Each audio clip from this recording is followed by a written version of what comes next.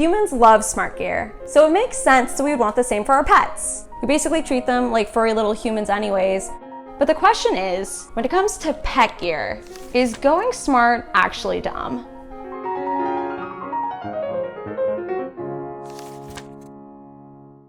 Cleaning kitty litter boxes is super gross, and it's time consuming, and it smells really bad. So an automatic kitty litter box would be amazing if it works. To find out, we're gonna talk to Kaitlyn Wells, staff writer at Wirecutter and an award-winning pet journalist.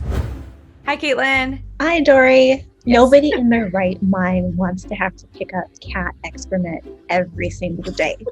An automatic litter box is like a traditional litter box, but it has a scooping mechanism that will actually scoop out the excrement into a little trash bin for you. And then all you have to do is tie up that little trash bin and take it outside.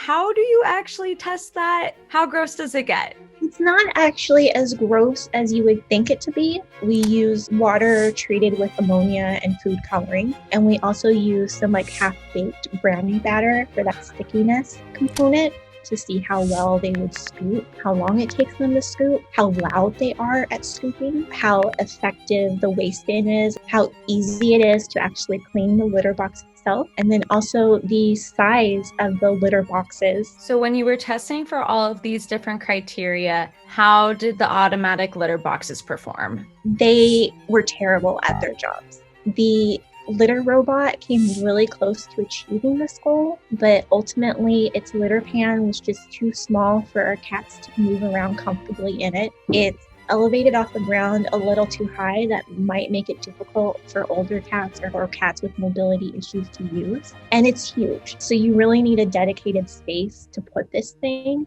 that a lot of people just don't have room for. How do they compare in price? Okay, the Litter Robot 3, it costs $450 just for the litter box. Over time, when you're using these devices, they require replacement parts. Some of them need you to use special cat litter or special bin lighters. Otherwise, you void the warranty. So the expense is only compounded over time. For example, the Pet Safe Scoop Free Ultra, over a 2-year period, you could end up spending more than $1,500. That's ridiculous. But how do the cats who would actually use them usually respond to the automatic boxes? Every cat is going to be different, but if we're assuming that your cat is healthy and they're using the appropriate type of litter, they can still develop issues with these boxes because, first of all, their litter pans are just not big enough for most cats. Experts recommend that the litter box should be 1.5 times as long as your cat and also as wide as your cat is long. Additionally, some cats are going to be put off just because it's loud. So it's always better to play it safe, get a traditional litter pan that you know your cat is going to use. I'm a big fan of Nature Miracle's high-sided litter box. It's got a great size pan for your cat. The inside of it is completely smooth, so you can clean up those gunky messes that get stuck in the corners with ease. It's lightweight and it has a low entry point, so even smaller cats and cats with mobility issues can get in and out of it with ease. It's like $20. Nothing beats a traditional litter box. They've been around for generations. They do what they claim they're going to do, and they come in multiple sizes to make sure you get something that's appropriate for your cat. A lot of pet owners find comfort in being able to watch their pets virtually. Now they can also buy interactive pet cameras, but we can't help but wonder, how much do the pets actually benefit from these added features? So can you talk about just the different functions that a pet camera has as opposed to a standard security camera? What sets the interactive pet cameras apart are those quote unquote interactive features, right?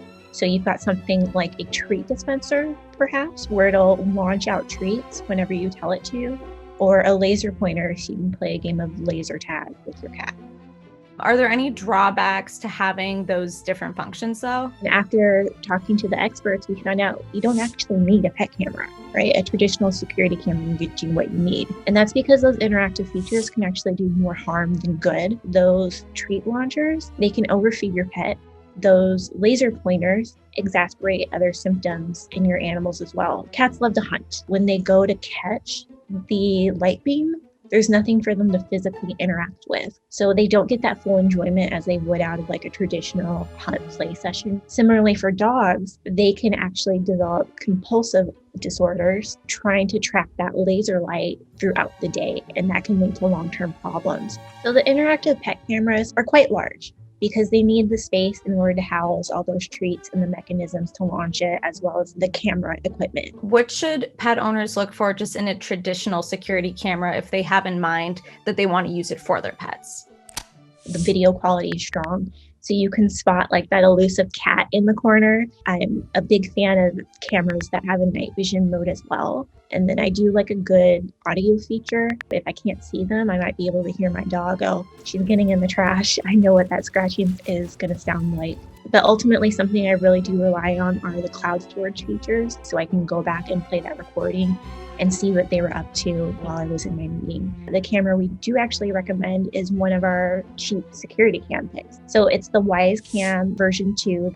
It's only $25. And when compared to a $200 pet camera, the price, it can't be beat. It's tiny, it can fit on a bookshelf. And what I love about that is the fact that you can buy multiple Wise Cams and outfit your entire home with them, which can be, rather fun if you want to play out your own little Mission Impossible game scenario and try to figure out where they're hiding. And then the video and audio quality, as well as the free cloud storage, are unmatched by the pet cameras that we've tested as well. Can someone give pets a software update so they don't have to be fed anymore? Probably not. But until then, there's automatic feeders that at least you can program, so if you have to be gone for a couple hours, your pet still gets fed. Now though, there's smart automatic pet feeders which do that and more using apps on your phone. I know that there's two different types. There's smart pet feeders and then there's sort of just the standard pet feeders.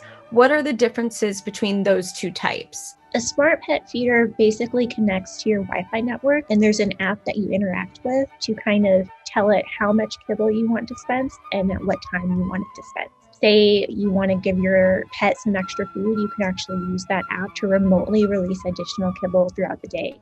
With the traditional ones, you can't make adjustments unless you're physically there. So in theory, these smart pet feeders are going to be like way better than the automatic ones, but that is not what you found. So I want to hear, why is that the case? With any smart device, it needs to connect to servers. And with the models that we tested, if there were updates going through or if they were having server issues, it pretty much bricked these smart feeders. Additionally, because of the pandemic, a couple of these smart feeder companies closed up shop and you can no longer use these devices at all. So you're better off going with a traditional feeder. When looking for just a normal automatic pet feeder, how do you know what's going to get the job done? So the PetSave 5-meal automatic pet feeder is our current pick.